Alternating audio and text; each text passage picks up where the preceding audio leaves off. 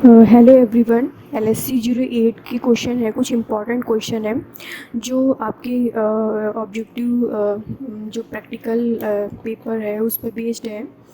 जिसमें कि इसमें दिया है कौन सी टेक्निक है जो इम्पॉर्टेंट है, मोस्ट इफ़ेक्टिव है और एंड वाइडली यूज होती है separation and identification of biomolecules. मतलब बायोमोलिक्यूल्स को अलग करना है, उसके लिए कौन सी टेक्निक यूज होगी, तो वो है chromatography. And chloroplast of higher plant contain photosynthetic pigment. मतलब कौन से फोटोसिंथेटिक पिगमेंट हैं, तो वो chlorophylls a and b and carotenoid, beta carotene and xanthophyll. ये आपके पूछ सकता है कि कौन सा आपका फोटोसिंथेटिक पिगमेंट है क्लोरोप्लास्ट ऑफ हायर प्लांट। तो ये chlorophyll a b and beta carotene and xanthophyll. अब इसमें बोल सकता है कि chloroplast which is also present in chloroplast में क्या होता है, और ये जो हमारे फ्लावर एंड फ्रूट्स के जो पेटल्स मतलब कलरफुल होते हैं वो किसकी वजह से होते हैं, वो कैरोटीनॉइड की वजह से होते हैं। ये कैरोटीनॉइड की वजह से आपके जो फ्लावर्स हैं, फ्रूट्स हैं, वो आपके कलरफुल्स होते हैं। तो इसका आंसर है कैरोटीनॉइड। फिर है कि फोटोसिंथेटिक पिगमेंट जो होते हैं वो आपके कहाँ पे होते हैं, थैलेकॉइड मेम्ब्रेन होते हैं, और वो पिगमेंट प्रोटीन के फॉर्म में होते हैं इन द लिपिड बाइलेयर। और फिर ये फार्मूला दिया है कि आप डिस्टेंस को मेजर करना है from base line to centre of each spot. तो उसको कैलकुलेट करते हैं RF value, distance travel by the pigment from start and distance ये है divide by distance travel by the solvent. फिर इसमें है कि कौन सा फोटोसिंथेटिक पिगमेंट होता है जो हमारे एंजाइम के सिंथेसिस के लिए मेडिएट करता है, वो है फाइटोक्रोम।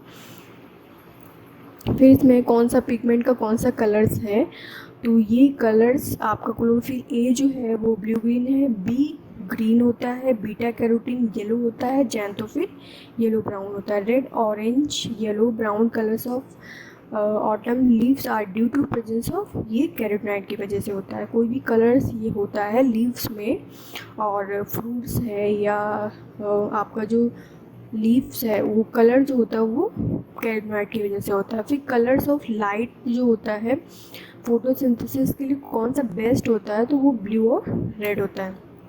फिर है फोटो रिडक्शन ऑफ डाई। तो डिस्कवर्ड किसने किया था फोटोसिंथेसिस को, तो रॉबिन हिल ने किया था। अब इसमें की प्रोसेस जो होती है फोटोसिंथेसिस में, एक होती है फोटोलिसिस। तो फोटोलिसिस में क्या होती है कि वो लाइट के प्रेजेंस में स्प्लिटिंग होती है।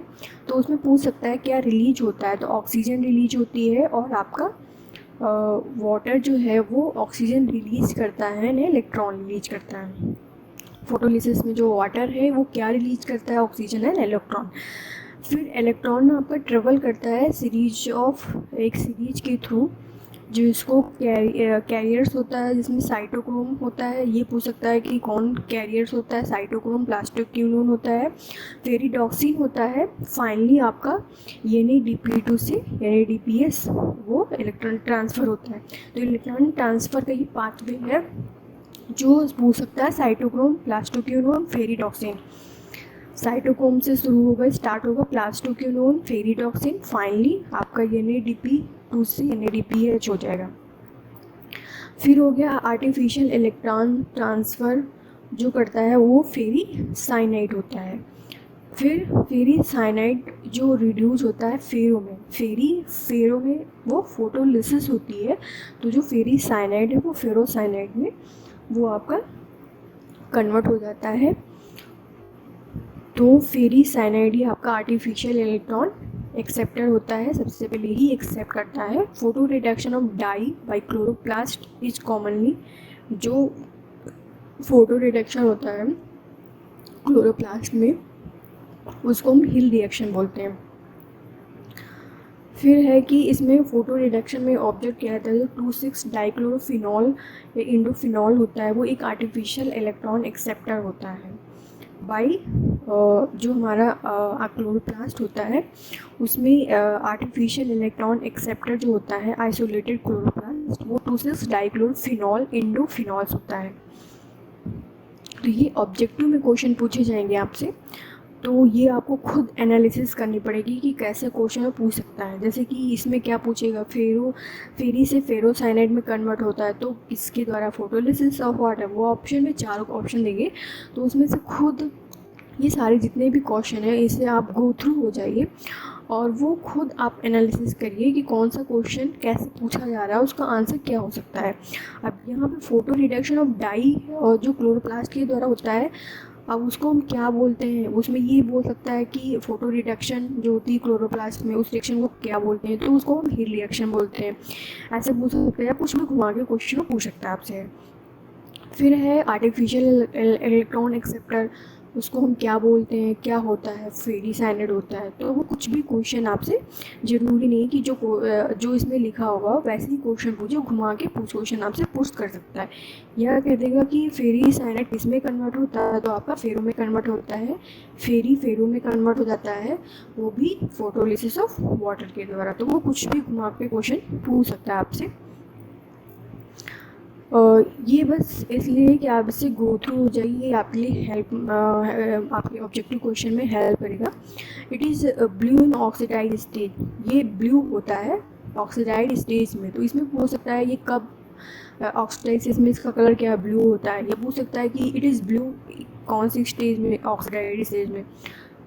तो इस क्यूनोन फॉर्म में होता है, बट ये कलरलेस हो जाता है। पहले तो ये कलर्ड होता है, फिर कलरलेस हो जाता है, तब ये रिड्यूस हो जाता है फिनॉल फॉर्म में। पहले क्यूनॉन में होता है तो ऑक्सीडाइज्ड स्टेट में होता है, लेकिन जब ये रिड्यूस हो जाता है तो फिनॉल में कन्वर्ट हो जाता है, तो ये आपका कलरलेस हो जाता है। तो कुछ भी क्वेश्चन पूछ सकते हैं। फिर आपका जो DCPIP होता है जो ब्लू कलर का है, ये आपका ये रिएक्शन दी हुई है इसकी, तो रिएक्शन भी पूछ सकते हैं। ये आपकी इसमें रिएक्शन दी हुई है, ब्लू कलर का है, और यहाँ पे ये रिएक्शन हुई है इसकी लाइट क्लोरोफिल की प्रेजेंस में हुई है। तो DCPIP -H ये कलरलेस हो गया है, ये कलर था कलरलेस में कन्वर्ट हो गया, रिड्यूस हो गया आपका, ये यहाँ पे रिडक्शन हुआ है और ऑक्सीजन रिलीज हुई है। फिर आप प्रिकॉशन क्या इसमें ले सकते हैं, इसमें से क्वेश्चन पूछ सकता है। तो लीव्स जो होती हैं उन्हें हमें इन द डार्क ओवरनाइट में रखना चाहिए यूज करने से पहले। ऐसा क्यों करते हैं, क्योंकि उसमें क्या होता है, एट 0 डिग्री सेल्सियस पे हम रेफ्रिजरेशन करते हैं, उसका रेफ्रिजरेशन करते हैं, क्योंकि उसको क्लोरोप्लास्ट की एक्टिविटी को मेंटेन करने के लिए हम उसको सोल्यूशन को keep solution leaves and mortar and pestles and glassware handle under refrigerator at 0 degree Celsius. ऐसे क्यों करते हैं, क्योंकि वो होता क्या है कि क्लोरोप्लास्ट की एक्टिविटी को मेंटेन करने के लिए ऐसा किया जाता है। तो इसमें पूछ सकता है कि ऐसा क्यों करते हैं हम उन्हें, तो यूज़ करने से पहले हम क्यों उसे डार्क में उसको हम डार्क से उसको हम रेफ्रिजरेटर में रखते हैं, क्यों ऐसा करते हैं, तो वो क्लोरोप्लास्ट की एक्टिविटी को मेंटेन करने के लिए। फिर इसमें दिया है कि जो मटेरियल या इक्विपमेंट जो हम यूज करते हैं क्लोरोप्लास्ट को आइसोलेट करने के लिए, आइसोलेशन के लिए, तो मस्ट भी उसको हम चिल करते हैं बिफोर ड्यूरिंग आइसोलेशन के पहले उसको वही हम रेफ्रिजरेशन में रखते हैं 0 डिग्री सेल्सियस पे। तो वो उसको क्लोरोप्लास्ट को आइसोलेशन के लिए हम उसको ज़रूरी होता है, तो ये पूछ सकता है। फिर है कि quality of light, effect of quality of light and intensity of photosynthesis. तो इसमें क्या है, रेट ऑफ फोटोसिंथेसिस को हम कैसे मेजर करेंगे, तो उसमें क्या है, CO2 जो होती है उसको हम इनटेक करते हैं, सॉरी यहाँ पे CO2 है।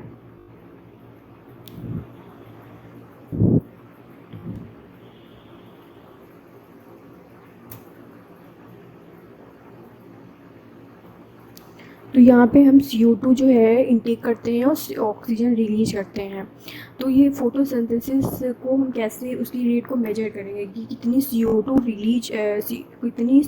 इनटेक हुई है और ऑक्सीजन कितना रिलीज हुआ, उससे हम रेट ऑफ फोटोसिंथेसिस मेजर करेंगे, कितना फोटोसिंथेसिस का रेट है।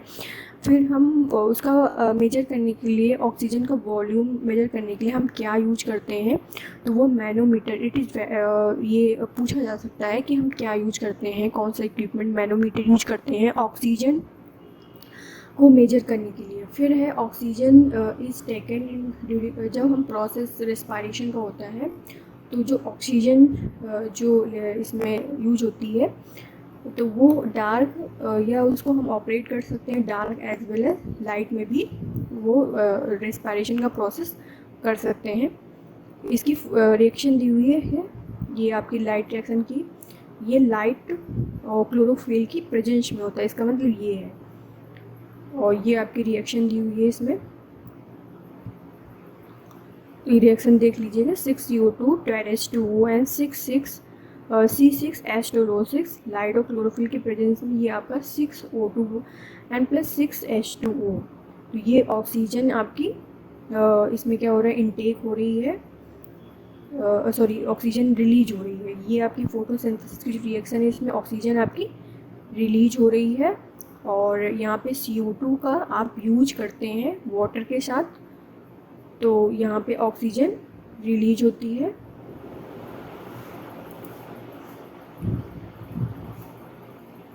तो यहाँ पे एक इक्वेशन जो है इसमें आप 6CO2 का यूज करते हैं, यहाँ पे क्या लिखा है, इनटेक ऑफ CO2 को यूज करते हैं एंड वाटर की प्रेजेंस में फोटोलिसिस होती है आपकी, तो रिलीज होता है ऑक्सीजन।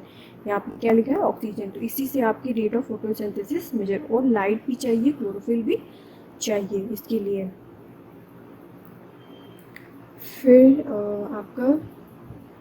फिर है ये नोट है कि रेट ऑफ फोटोसिंथेसिस किससे अफेक्ट हो जाती है, ये 3 इन्वायरमेंट फैक्टर जिससे quality and intensity of light, ये क्वालिटी इंटेंसिटी ऑफ लाइट पे डिपेंड करती है। जैसे कि इंटेंसिटी क्वालिटी जैसी होगी रेट ऑफ फोटोसिंथेसिस वैसे ही इंक्रीज करेगी और डिक्रीज करेगी। यह आपका कंसनट्रेशन ऑफ CO2 का लेवल, टेम्परेचर कितना है उस पर डिपेंड करेगा। तो ये it is effect of quality and intensity of light on rate of photosynthesis जो होती है वो बीन प्लांट में इस एक्सपेरिमेंट में किया गया था, चेक करने के लिए कि उसका एक क्वालिटी इंटेंसिटी ऑफ लाइट का रेट ऑफ फोटोसिंथेसिस पे क्या उसका इफेक्ट पड़ेगा। तो इसमें हम सिंपल पेपेट मैनोमीटर यूज करते हैं रेट ऑफ रेस्पिरेशन को मेजर करने के लिए, और इस एक्सपेरिमेंट में फोटोसिंथेसिस जो हुई है तो उसको हम मैनोमीटर का यूज किया गया, सिंपल पपेट मैनोमीटर का यूज किया गया है।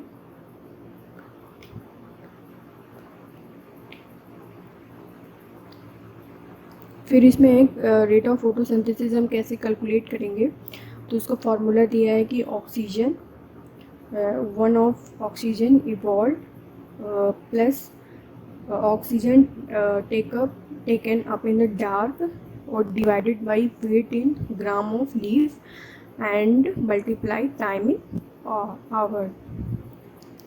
फिर है कि हम कैसे जो ओपनिंग एंड क्लोजिंग इंस्ट्रूमेंटा होता है वो कैसे हम ऑब्जर्व करते हैं, तो वो हम ऑब्जर्व करेंगे एक्सचेंज ऑफ CO2, कितना CO2 ऑक्सीजन का एक्सचेंज हो रहा है, और loss of water in plant वो कैसे हम उसको इंस्ट्रूमेंटा के थ्रू हम उसको ऑब्जर्व करते हैं। जो हमारे प्लांट होते हैं, प्लांट में जो वाटर का लॉस होता है या ऑक्सीजन वो CO2 और ऑक्सीजन का जो एक्सचेंज होता है वो हमें इंस्ट्रूमेंटा के थ्रू वो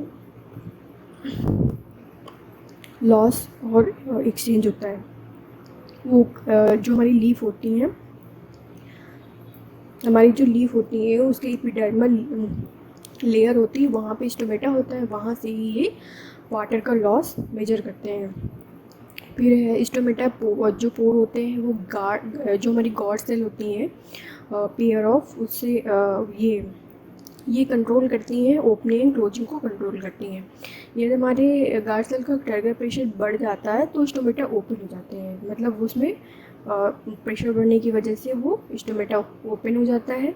लेकिन यदि टर्गर प्रेशर डिक्रीज कर गया तो वो स्टोमेटा हमारे क्लोज हो जाते हैं टुगेदर, मतलब आपस पास आके वो क्लोज हो जाते हैं। तो ये डिपेंड करता है आपके टर्गर प्रेशर पर डिपेंड करता है, ओपनिंग और क्लोजिंग स्टोमेटा जो होता है वो टर्गर प्रेशर पर डिपेंड करता है। और ये सराउंडेड होता है आपके जो स्टोमेटा जो पोर होते हैं वो आपके गार्ड सेल से सराउंडेड होते हैं। तो टर्गर प्रेशर जो चेंज होता है वो क्यों कैसे चेंज होता है, ये क्वेश्चन है। तो वो चेंज होता है जैसे ही आपका पोटेशियम आयन एंट्री होती है या बाहर जाता है। मान लो वो पोटेशियम आयन अंदर एंट्री हुआ तो आपका गार्ड सेल जो होता है जब वो चेंज उसकी वजह से वो ओपन हो जाता है, और जो पोटेशियम आयन बाहर जाता है तो वो गार्ड सेल बंद हो जाते हैं। तो ये है आपका पोटेशियम आयन की वजह से टारगेट प्रेशर में चेंज होता है, उसकी वजह से ओपनिंग और क्लोजिंग होती है। और नेगेटिव चार्ज आयन जैसे कि मैलेट आयन है, ये क्या करता है कि ये पोटेशियम आयन के अलोंग मूव करता है। ये इसका काम होता है कि जो इलेक्ट्रिक बैलेंस है पोटेशियम आयन का उसको मेंटेन रखना, कि ये वो इंक्रीज हो गया है तो उसको लेवल पे लाना। ऐसा नहीं इंक्रीज हो रहा है तो बढ़ता ही जा रहा है। Contributing to the change in जो चेंज हो रहा है osmotic potential of the guard cell, उसमें ये क्या करता है, बैलेंस रखता है आपका पोटेशियम आयन। तो ये मैलेट के साथ क्या करता है, ये नेगेटिव चार्ज जो होता है आपका मैलेट आयन, ये पोटेशियम आयन के साथ उसको इलेक्ट्रिकल बैलेंस को मेंटेन रखता है। फिर जो ओपनिंग क्लोजिंग स्टोमेटा होता है वो आपका जो होता है वो टारगेट प्रेशर की चेंज की वजह से वो मेंटेन होता है, कि कैसे ओपन होगा कब क्लोज होगा। तो वो आप अभी इसमें आगे बताया था कि ये टारगेट प्रेशर बढ़ जाएगा तो वो ओपन हो जाएंगे, ये कम हो जाएगा तो वो क्लोज हो जाएंगे। टारगेट प्रेशर पर डिपेंड करेगा आपका स्टोमेटा कब खुलेगा कब ओपन होगा। फिर है कि change in the stomatal cells after addiction. यदि स्टोमेटल सेल्स में जो चेंजेज होते हैं, यदि आप केशियल उसमें सोल्यूशन मिला देते हैं या डिस्टिल्ड वाटर मिला देते हैं तो आपका जो चेंज हो जाता है स्टोमेटल सेल्स में वो एडिशन की वजह से हो जाता है। तो ये सारे प्रैक्टिकल की बुक से ही क्वेश्चन मैंने बनाए हैं, तो प्लीज़ इसको एक बार गो थ्रू हो लेना, क्योंकि ये आपको हेल्पफुल करेंगे। और इससे आप कैसे क्वेश्चन उसमें ऑब्जेक्टिव क्वेश्चन में कैसे टिक करने, कौन से आंसर सही हो सकता है, वो आपके लिए हेल्पफुल रहेगा। तो प्लीज़ एक बार इसे गो थ्रू हो लीजिएगा, एक बार इसे एनालाइज कर लीजिएगा। आप इसके स्क्रीनशॉट ले सकते हैं। आप इसे एक बार एग्ज़ाम से पहले एक बार इसको आप प्लीज़ इसको एक बार देख लीजिएगा, आपके लिए हेल्पफुल रहेगा, ये आपके लिए हेल्पफुल रहेगा।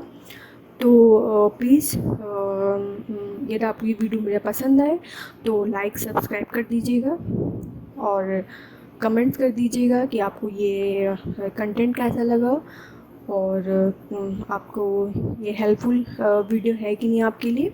तो please subscribe and like and comments. Thank you for watching.